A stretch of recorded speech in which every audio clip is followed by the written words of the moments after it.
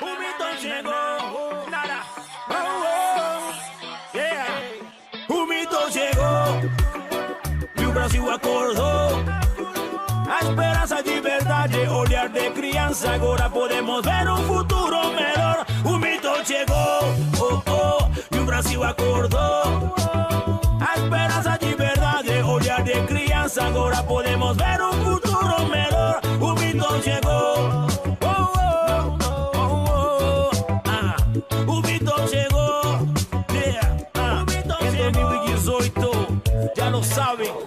O povo já cansou de mentiras, tantas falácias e hipocrisia. Nos tempos de hoje claramente posso ver quem defende o Brasil acima de seu interesse.